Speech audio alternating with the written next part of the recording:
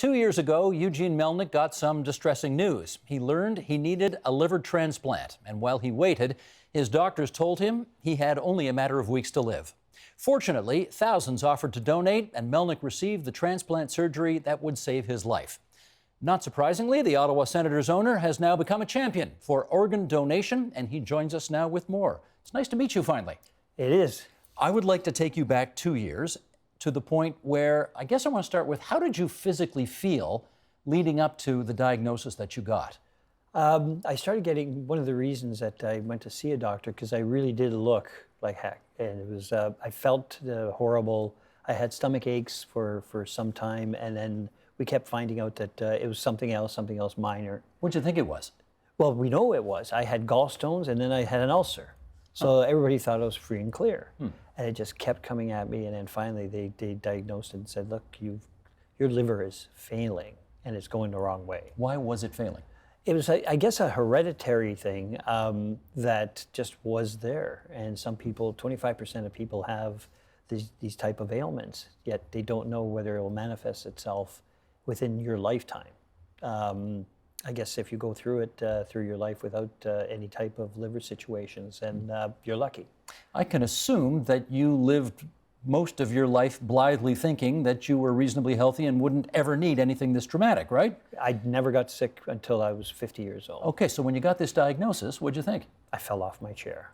It was pretty stunning because I really thought that I could overcome anything, and you think you're going to live forever, and all of a sudden when they said the words transplant, it stuns you because you don't really know. People know more about cancer than they do about transplant because they see cancer all the time. Yeah. In transplant, it's the first thing you want to know, okay, what does that exactly mean? Is it an operation? Can we do this with medications? You know, do we need to go so extreme? And there was no question that nothing could save me other than an operation. Did you at any point in the process think, I'm going to die? Yeah. You did? And well, that's the big struggle about these lineups that they have, because the lineups are huge, and some of them will go for years. You never know when to say goodbye, and the doctors and the nurses come in, and they're constantly keeping you upbeat. And you try your hardest, but the torturous part is you never know, is this curtains? You never say your goodbyes because you're not supposed to, because you will survive. You're hoping to. So that was the struggle I had to deal with. I think everybody does. It really messes you up about, you know, am I dying? Am I going to live? You don't plan, for example, even in May, I wasn't planning a summer vacation. Are you in the hospital at the time? Yeah, I was in the hospital. I was in the hospital since, I'd say, early February. And I strung through about 90 days almost, and until May 19th, when I was informed that a liver became available. It's after we waited for months to try to get off a list for deceased donors. We finally said, okay, we're going to have to go public to try to find a live donor. That's after going through all my friends, in every aspect of my life, and we just couldn't find somebody. That's what I'm curious about. What went in, because you're a fairly private guy, I guess, so what went into the decision about going public with this and putting the call out? Well, it was my daughters, because they were getting information directly from the doctors and the nurses. And I was refusing it because I am a private person. I actually kept it secret right through till the day they announced that I needed one, and we did a public plea. We had gone through hundreds and hundreds of my friends and people that get Christmas cards even, got a mailing or a call, and nobody was a match. Not one single person. And I'm talking 1,500 people were called. And it stretched out, you know, from the military to personal friends to hockey, the whole hockey people environment. But in the end, we did a public plea. And it was only because my two daughters came to me privately. That was kind of weird. And they said, Dad, you have to do a public plea. It's do it or die, I guess, eh? They said, the doctors have told us. You know, these are little 14, and at the time they were 12 and 16. Telling me, they said, you can, I said, I don't want you to be hurt by at school or anybody laughing at you. They said, look, if you don't do this publicly, you won't be around to defend us. If you do this, you will live. They told us. And I said, okay, we'll figure out who they were telling you this, but later. But at that point, I decided, let's go forward. And you got a ton of feedback. 2,000 calls. 2,000 people Within offering. 10 hours. And what basically offering to do the swab and see if you're a match? Well, what you have to do is there's some measurements, basic stuff. They have to fill out a form. This is when you want to be a donor to see if you have any conditions that would make a transplant actually difficult. Age, size is important. You had to be my size. That means a pretty big liver. They know exactly the specs. So, if you're, God bless you, a 16-year-old, small little person, you don't have a big enough liver for it. And as it is, we had a big person apparently, and they took 75% of it. Now, don't mistake this next question. I'm glad it all worked out for you, but obviously not everybody in the country owns a professional hockey team, and not everybody in the country has the ability to have the kind of megaphone that you had when you did put the call out. So for those who need a transplant, but who don't have access to microphones the way you did, Right. What's the recommendation for them? Well, I'm trying to help them out because let me be your megaphone. That's what I'm hoping to do. And I have a website that we've put up, but ultimately we're going to have a place where you can plea on it and post your story. And these things do work. People will see, they'll say, oh, I'd like to give this, I'll do a liver transplant. I will do a kidney. I will do this and that as a live person. I'm going to try to help the best I can. And you're right, I do have a bigger platform, but I never wanted to use that platform. I never, ever, ever wanted to go public. I presume in hindsight you're glad you did. Of course, I would be not here. Right. There was a lot of scuttlebutt when this happened, Mr. Melnyk, so let's just go over some of it right now. Okay. Some people allege that you jumped the queue to get your liver. Absolutely not. Not the case. No, there's no, first of all, nobody can jump the line. It just doesn't happen. The only way you jump or increase your chances on a deceased donor is you got to get really sick. Like the sicker you are, believe it or not, the higher you go up on this ladder. If you just stay straight, flat line, people that are sicker will come on the line. And there's a limited line, otherwise it's misleading. You get too many people in this lineup, well, the bottom third's not going to live. And that's what happens now. It's 20%. We need more organs. We need people to sign up. Deceased ones, people that once you're gone, please, the one thing leave behind and save future lives is the organs that you used. And they're no use to you in a cemetery. They're no use to anybody. There's no money in it. Just if you can gift those, you truly are saving. There's thousands of people that owe their lives now to people that have donated their organs upon death. And one more little piece of business. You haven't been a resident of Canada for a long time, right? You live in the Barbados. Right. So some people wondered whether or not OHIP paid for your surgery. No. That was American Express paid for it. American Express, okay. Yeah, yours, I presume. Yes, mine. It's no, it was fully paid for by myself. That didn't change the lineup. If anything, I can tell you what, we had out of 2,000 calls, 200 actually qualified. They chose 20 to fully test in case 19 in a row fail for some reason. But they didn't. The first one took. That left 19 people in line that were ready to go, were prepared to give. And a whole slew of them said, you know what, I've already mentally committed to doing this. They passed on their livers to the next person in line. So what was the total cost of it at the end of the day to you? A lot. Would it have been six figures? Yes. Oh, it yes. was six figures? Yes. Absolutely. But I stayed in hospital a long time. Usually, if you're diagnosed, they diagnose you and say, stay by your phone at home.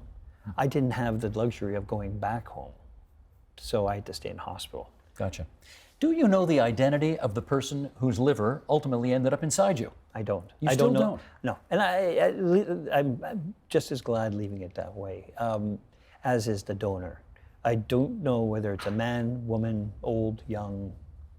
I simply don't know. They want to do it. We know one thing about them. We know they're a hockey fan. They are. I heard that. Actually, even more. We know they're a Senators fan. Yes. Because what was the one wish that person had? To win the Stanley Cup. For the Senators to win the Cup. God knows I'm trying. How long was your surgery? 11 hours. It's a long one. When you come out of it, how horrible do you feel?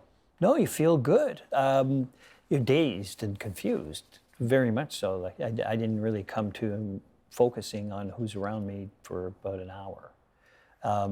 But No, I felt great. By the time I was there for surgery, I bloated up to 40 pounds higher than I was in a period of 6 months.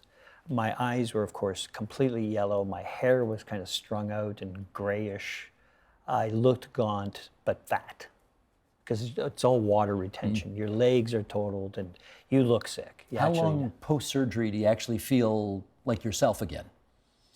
A couple of weeks. A couple of weeks, you feel normal? Yeah, my normal, yes. Yeah, but it's you're feeling great, and you're feeling great, and you look great. So I hope.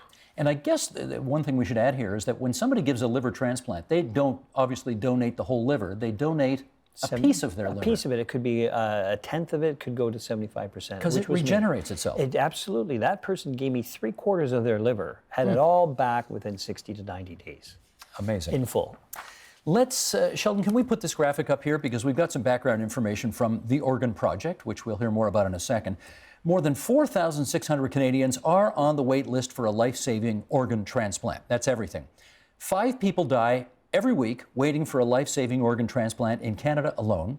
Canada's deceased donor rate is less than half of that of the best-performing countries and has remained basically flat for the last decade. And more than 60% of potential organ donations are blocked by family members.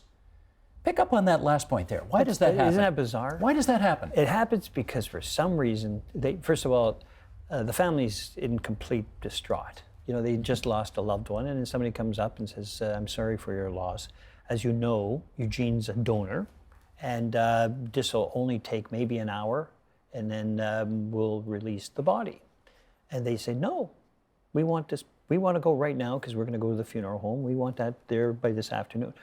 They can't say a word after that. If a family member of blood shows up and says no, even though I have videotaped my wishes, I have put it into my will, I have put it into a directive for my person that takes POA, power of attorney, and there's no guarantee. If any one of my blood relatives shows up and says, no, we're not going to do this. And what's the nature of their objection? They just, I think, distraught at the time. But some for money. Guy comes out of nowhere, second cousin, third cousin, doesn't matter. He says, is there any money in this for me? No, we're not allowed to do it. Religious reasons? Some people want a body. No, that's nonsense. No. There's only one religion that that disallows it, and that is the same religion that has problems with blood transfusions. Jehovah's Witness? Yes, they have an issue. Other than that, every single religion in the world, from Orthodox, Jewish to the Pope has come out for all the Christians. Okay, let's talk about the Organ Project, which you are now championing. What is that? It's an organization that's meant to increase the awareness and to promote the donation of organs for transplant. And that's done in a number of different ways. I know there are very successful government operations that try to do it. I think by bringing in a private organization, we could stand outside of a lot of the things that are allowed by government agencies to do. We have, I think, very intriguing advertisements that are typical in branding and promotion of consumer products. All of our tactics are from educational. We're trying to do what was successfully done with seatbelts. Now, all of a sudden, the education showed you better start wearing your seatbelts or this is going to happen. Yeah. Then it became law. Same stuff. Here, you wanted to make it, oh yeah, of course, part of your planning for your funeral is this is what I want. 1, 2, 3, 4. And don't forget, I want to donate my organs. It's that easy to do. Gotcha. And that's what we want to, that's what we're promoting. In our remaining couple of minutes here, I do need to ask you about some other burning issues. Are you ready? Yes, sir. I do not know why so many people are so down on the fact that the Leafs have not won the Stanley Cup in 50 years. 51. Well, be 51. Not yet. It's only 50 this year. I mean, you guys haven't won it in 90 years, so what's the deal? We weren't around for 50 of them. 60 of them. It's an insignificant excuse. Well, the franchise stopped playing in 32, I think. And before that, they won, I think, 8 or 9 Stanley Cups while they were around. That was a long time ago. That was a long time ago. Today, we've gotten to the Stanley Cup finals. I don't see the other team there. That is true. And we've been always competitive. Last 3 years were a little dry. We only made it 1 out of the 3. And it was the year that I was sick. So that wasn't helpful. But I think this year we have a legitimate shot. Eugene Melnyk, owner of the Ottawa Senators, the chair of the Oregon Project. Thanks for coming into TVO tonight. Thanks for having me. Help TVO create a better world through the power of learning. Visit TVO.org and make a tax-deductible donation today.